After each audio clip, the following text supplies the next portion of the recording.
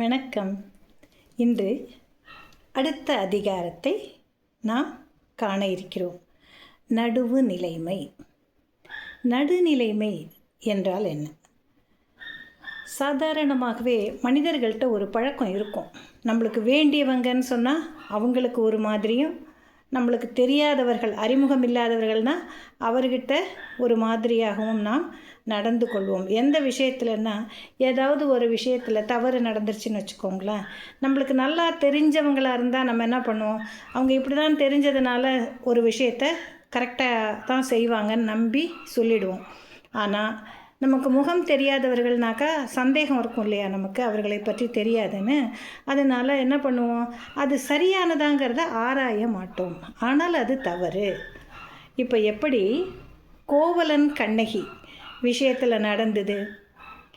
அந்த பொற்கொல்லன் சொன்னதை நம்பிய மன்னன் தவறு இழைத்து விட்டான் இல்லையா? நடுவு நிலைமை தவறியவனாக மாறிவிட்டான். ஏன்னா பொற்கொல்லன் அரண்மனையில் வேலை செய்கிறான், கண்ணகி கோவலன் இவங்களுக்கெல்லாம் அறிமுகமே இல்லையே. அப்போ தவறு கோவலன் இழைத்திருப்பான் என்று நம்பியதால் அவன் நடுநிலைமை தவறியவனாக ஆகிறான். சரித்திரத்தில் அது இருக்குது. அது மாதிரி தான் நாமளும் எப்பையும் யார் என்ன சொன்னாலுமே ரெண்டு பக்கமும் எந்த அளவுக்கு உண்மை இருக்கிறது என்பதை ஆராய்ந்து முடிவு செய்ய வேண்டும். அதுதான் நடுவு நிலைமை. அது யாராக வேணால் இருக்கலாம், சரியா? அந்த நடுவு நிலைமை குறித்து ஒரு அதிகாரத்தை வள்ளுவ பெருந்தகை வைத்திருக்கிறார். ஏன்னா மக்கள் எல்லோரும் சமமாக நாம் பாவிக்க பழக வேண்டும் என்பதே இதன் பொருளாகும், அடிப்படை பொருளாகும். தெரிஞ்சவங்களுக்கு ஒரு மாதிரியும் தெரியாதவங்களுக்கு ஒரு மாதிரி நம்ம இருக்கக்கூடாதுங்கிறதுக்கு தான் இந்த முதல் குறள் நம்ம பார்க்கலாம். தகுதி என்ன ஒன்று நன்றே பகுதியால் பார்ப்பட்டொழுக பேரின். தகுதி என்ன ஒன்று நன்றே பகுதியால் பார்ப்பட்டு ஒழுக பேரின்.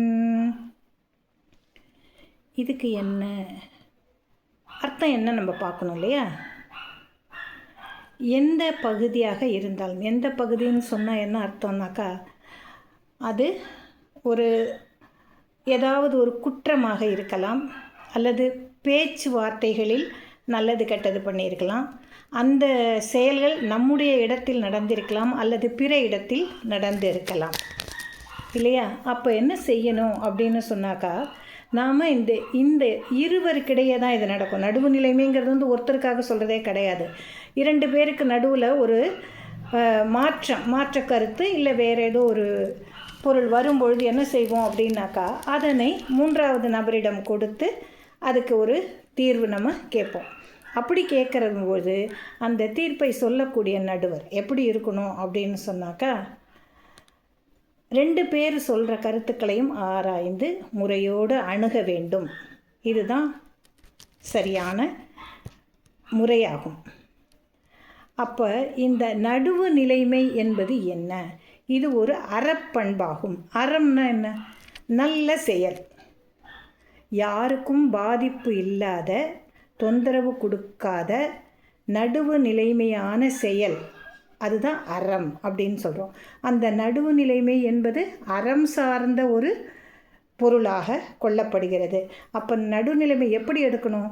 நாம் எந்த பகுதியில் யார் யாருக்கு இடையே என்னென்ன நடைபெறுகிறது என்பதை தகுதியோடு நோக்கி அதன் பிறவே முடிவெடுக்க வேண்டும். அந்த முடிவெடுத்தல் அப்படிங்கும் பொழுது இது என்ன ஆகுது? நடுவு நிலைமை. அந்த நடுநிலைமை என்பது சிறந்த அறமாக கருதப்படுகிறது.